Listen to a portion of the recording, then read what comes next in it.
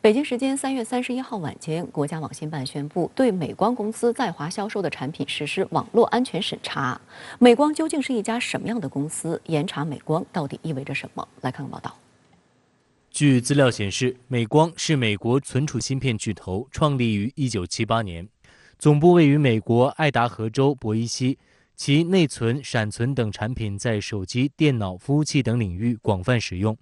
根据国家网信办的公告，为保障关键信息基础设施供应链安全，防范产品问题隐患造成网络安全风险，维护国家安全，依据《中华人民共和国国家安全法》、《中华人民共和国网络安全法》，网络安全审查办公室按照《网络安全审查办法》对美光公司在华销售的产品实施网络安全审查。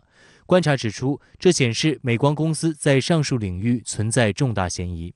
市场调研机构吉邦咨询数据显示，2022年第4季度，在全球动态随机存取内存市场，美光的市场占有率仅次于韩国三星电子和 SK 海力士，市场份额为23%。而在非易失信内存市场，美光排名全球第5，市占率为10.7%。而中国大陆是美光的第3大市场。根据该公司2022年财报，中国大陆地区营收为33.11亿美元，在总营收中占比10.8%。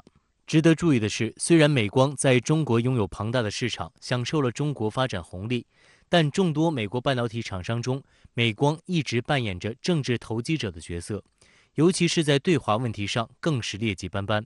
在上世纪80年代，美国与日本进行半导体贸易战时，美光是第一个向美国商务部投诉富士通、日立等多家日本企业倾销的美国厂商。美光通过投诉加游说的方法，使美国政府在1个月后就启动对日本的调查。1年后，美日两国政府签署协议，日本在同意停止向美国倾销的同时，还承诺帮助美国企业获得20%的日本市场。而在接下来的1986至1988年3年间，美光的销售额暴增10倍，美光第一次尝到了充当政治投机者的甜头。2017年，美光故技重施，向美国加州联邦法庭控告中国企业福建晋华公司和联电公司，宣称后者窃取知识产权并出售相关技术。2018年10月，美国商务部称，晋华有可能使用来自美国的技术，威胁到了美国军事系统基本供应商的长期经济生存能力，并将晋华列入实体清单。其后，美国半导体设备厂商驻福建晋华人员全部撤出，所有设备装机、工艺调试全部终止。科技界当时评论称，这是全球产业发展史上罕见的大规模胁迫毁约事件，将严重影响美国企业的商业信誉。美国呢，这些年来对中国是动不动就进行这个审查那个审查，而且很多时候都是莫须有。但是我们呢是有理有利有节的对它进行审查。那么选择了美光，是因为美光呢是恶行累累，再加上它对华是不友好，而且呢它有安全隐患，这已经被网信办已经是抓住了很多的把柄。但美光仍然嫌老套路不够强硬。自2018年起，美光改变策略，全面转向要求美国政府对中国企业实施贸易制裁、301调查、知识产权保护等行政干预措施。2018至2022年，美光向美国政府部门提交了超过170个游说内容，其中2/3都将矛头指向中国，不仅涵盖贸易、知识产权等领域，还在技术、制造和移民政策等多个方面系统性针对中国企业和中国公民。与此同时，在坐享中国市场大把利润的同时，美光大力配合美国政府搞脱钩断裂，裁撤中国员工，并启动业务搬迁。2022年1月，美光关闭上海部门，解散有150人的业务团队，并向其中40多位核心骨干提供技术移民资格，挖墙脚。其实美光跟政府是相互勾结的一个状态，他就想着使绊把你绊倒，把你黑掉，把你扼杀在这个萌芽中，把你扼杀在前进路上。而且美光呢，其实是很多美国公司的作用，只不过是最黑的一个作用。然而，背后小动作不断的美光，近年来每况愈下。去年底，这家公司宣布将在2023年大幅削减支出30%。市场认为这将严重影响其研发投入，进而进一步损害其产品的竞争性。果不其然，3月29日，美光发布的2023财年第二季财报显示，该公司第二季财报营收同比下滑53%，当季净亏损23.12亿美元。其中存货减值就超过14亿美元，创下了美光有史以来最大的单季亏损记录。财务不佳，美光备受股东的不满，因此宣布扩大裁员计划。裁员比例从之前预计的10%提高至15%。当地时间3月30号，美国纽约曼哈顿地区大陪审团通过投票，决定就封口费一事起诉美国前总统特朗普，这也成为美国首宗前总统被刑事指控的案件。验薪封口费事件将如何影响2024美国总统大选？特朗普还有哪些官司缠身？两党恶斗加剧，又如何加深美国撕裂？来看看报道。特朗普的聆讯定于当地时间4月4号下午2点15分，在纽约曼哈顿刑事法院举行。知情人士称，特朗普计划3号从佛罗里达飞往纽约，在特朗普大厦过夜后，第2天出庭，聆讯结束再返回佛州。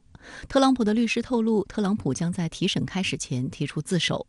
国会山报报道称，预计特朗普将在被提审后获释，因为对他的指控不包括任何暴力重罪。On Tuesday, Trump will be arraigned in Manhattan Criminal Court, the first president to ever face criminal charges. He will be fingerprinted and have a mugshot taken, but not handcuffed, as he will be in Secret Service protection.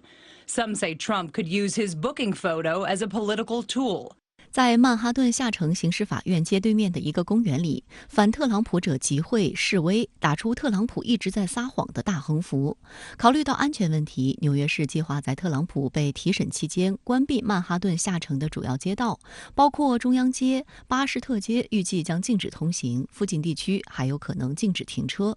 Preparations are underway outside criminal court in Lower Manhattan, where former President Trump will be arraigned on Tuesday. Barricades are going up, officers stationed, and roads are expected to close as the Secret Service leads a massive team of law enforcement ensuring the safety of everyone involved. 特朗普此次被刑事指控的起因事关2016年美国大选期间是否挪用13万美元竞选经费支付给成人电影女星丹尼尔斯作为封口费。